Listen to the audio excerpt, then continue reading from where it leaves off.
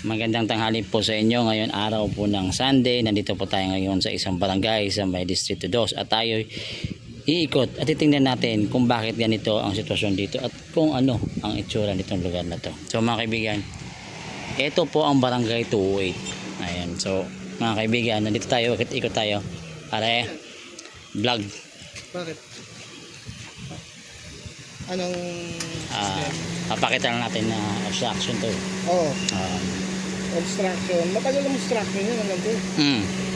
Since 2014 dumating ako dito. Ganyan na yan. Balik kulay na lang ang nabago. So itong sa barangay na to. Matagal na yan. And then to yung court. So anong mangyayari dito pare? Anong mangyayari dito? Yung court na yan, matagal na rin yan. Oo. Bali hindi talaga siya nadadaanan ng tao ay ng sasakyan. Hindi siya dinadaanan talaga ng sasakyan. So nag-start na obstruction to mga late 2000 something pa. Tagal na. 3 dekada na mahigit. Tagal na. Oo. Tagal na. So ganyan nakataas o Ganyan talaga yan, inabutan ko dito. Ganyan na yan. I see. So papakita natin kung ano Ibang sitwasyon. chairman na abutan ko. So papalit-palit na pala ng chairman ng ano dito. Matagal ang obstruction yan. So ayan mga kaibigan, papakita ko sa inyo itong barangay na to. Ang taas no? Ngayon pa dapat sabi mo rin yung mga Katanga natin yung mga tao rito. Ano bang agenda mo? Ba't mo binablog yan? Actually, gumagawa ako ng vlog about dun sa utos ni Yorme, about sa mga obstruction. Which is binablog, kino-cover lang natin to para makita ng tao na mayroong mga ganito nangyayari talaga. Obstruction ba na barangay o lahat ng klaseng Lahat. O di yung mga gilid na yan Actually, kasama lahat yan. Kasi ito, kumain ng gutter, lahat yan yung kulay yellow, di ba? Sana kasi nakaraan nakita ko parang may nag-vlog puro barangay lang ang inaano, dapat kung obstruction talaga ang focus, dapat actually sa Sampaloc marami din ganyan, yung mga ganyan, yung mga kinakain yung bangketa. Lahat. Actually ito nga kinakain ng bangketa ito. Ayun mga kaibigan. So ito mga kaibigan, pinupunta pa natin, pinapakita natin sa inyo. At sabi nga ni boss, matagal na problema tong obstruction, especially hindi lang problema. Matagal ng obstruction yan. Nakafix na talaga. So bakit ngayon lang nirereklamo? Actually pare direktiba, di ba? Nasabi naman bakit ngayon lang So si Yorme na nakakalam. Hindi ko sinasabing gano'n. So ayan mga kaibigan, so papakita ko lang sa inyo yung sitwasyon dito. Especially ang dami rito. Actually itong mga bahay din dito. Ito obstruction din to. Ayan mga kaibigan. So mga kaibigan, sa ating pag-update. Thank you Sa ating pag-update mga kaibigan, dito po sa Barangay 208. Ito po yung isang nakita kong barangay hall na ganito po yung sitwasyon. Ayan. So hindi lang po tong barangay mismo dagdagan pa natin ito yung mga kabahayan dito. So ito, tingnan nyo. Ayan, so kayo na po makapagsasabi kung ano po talaga ang nasa opinion ninyo. Ayan, nakita nyo ito, nakita nyo. Kinain na rin yung bangketa, ubos yung bangketa. So alright mga kaibigan, so ikutin natin itong barangay hall nito. So ikutin natin hanggang doon tayo sa dulo. Ayan.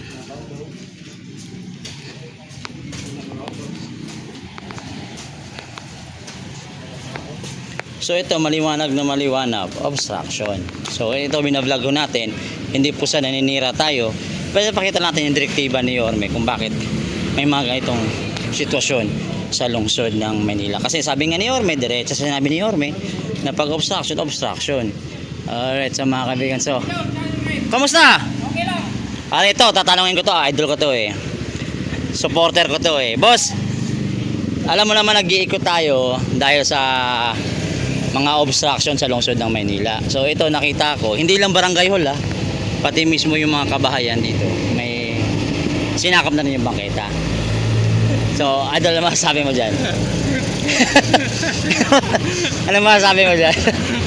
Alam ko naririnig mo sabi ni Yorme, di ba? Tayo nakasuporta kay Yorme. Pero sa tingin sa nakikita mo, Ito yung... Comment ako dyan, idol. No comment. Para palas tayo ba? Oo, pero at least pinapakita lang natin na hindi lang isang barangay hall o ano, pati mismo yung mga tawag dito mga kabahayan din. Oh, nasasakop na rin yung bangketa. So mga kaibigan, ito yung main concern dito kasi may tatanong kung bakit ganyan yung sistema niyan. So, hindi ko pa rin alam. Mahirap din kasing magsalita pero hindi ko alam bakit ganyan talaga yan. Kasi sobra-sobra eh. So pare, ingat ka. Ingat ka. Bata mo lang ako ha. Picture sana ko eh. Hindi, may... Yung pasero ko. Oy, pakita natin ito. Ayan. May gusto ka bang sabihin? Wala na, Alright mga kaibigan. So, pare, ingat ka ha. Okay. Salamat. Ayan mga kaibigan. So ito po. Kantong-kanto. Kinain po yung buong bangketa mismo. So sabi nga ni Kuya kanina, matagal na daw ito. So paano yan kung matagal na ito dahil direktiba ni Yorme na ganito yung sistema. Actually talaga problema hindi lang talaga barangay ito. Kung titingnan mo. Oo, mga private kasi ito dito. So di natin alam kung anong usapan dyan.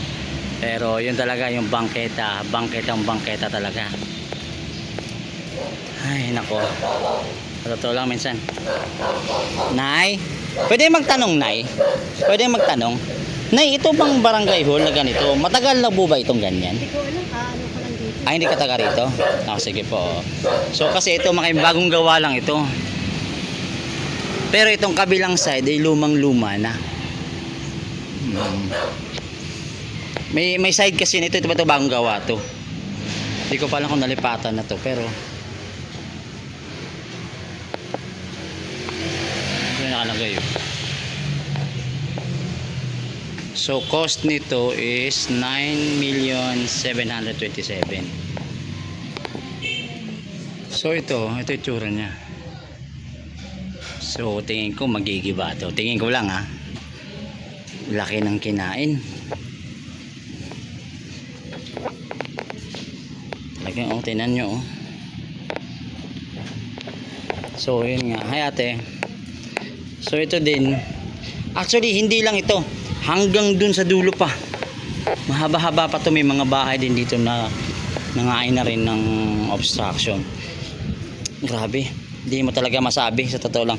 Sa dami kasi lugar sa lungsod ng Maynila, napasikip-sikip na yung lugar, hindi mo talaga maiwasan katulad ho nito.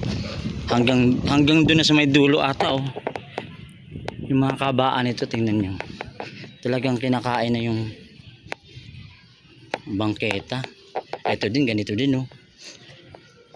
So paano kaya to no? Parang ako napapaisip eh, di ba? So again, ayan, hindi po tayo naninira. Again, pinapakita ko lang sa inyo kung ano po yung sitwasyon ng bawat lugar dito po sa lungsod ng Maynila. So ayan nga, sinabi nga ni Kuya kanina, narinig mo sinabi ni Kuya kanina na matagal na rin itong ganyan ang obstruction sa barangay hall na yan. So, yung nangyari kasi noon, walang pang si JB. So ayan. Hello po, shout out po sa ating mga kababayan dyan. Happy Sunday po sa inyong lahat. Hello. Again and again. Ayan, sa ating pag-iikot. Ayan. So si Yorme na po bahala dyan. Si Yorme na po nakakaalam dyan. At ang lungsod na Manila po nakakaalam dyan. Basta pinakita ko lang kung ano po sitwasyon dito sa kanilang barangay. So anyway mga kaibigan, magandang tanghali po sa inyong lahat at mag-ingat po tayo. Alright mga kaibigan, dagdag din natin to. Barangay to, ganito. Maliit lang siya pero ito yung itsura niya. Bangketa din, naubos din, kinain din. Ayan. Grabe, dami pala. Hindi ko maintindihan no? Sa dami talaga ng mga barangay hall na nakakatayo. At hindi lang barangay hall, pati mismo mga private sinasakop ng bangketa. So alam kong matagal na problema na ito, pero bakit tago-okor pa rito? Ano kaya ang solusyon din ng city nito? Kasi sa dami-dami talagang makita mo left and right. Grabe oh, kinain yung ano din oh. Ayan mga kaibigan, so dagdag natin to, katabing barangay lang din to. Nakikita nyo yung bangketa. Ayan. Ayan, tingnan nyo oh. Perfect oh.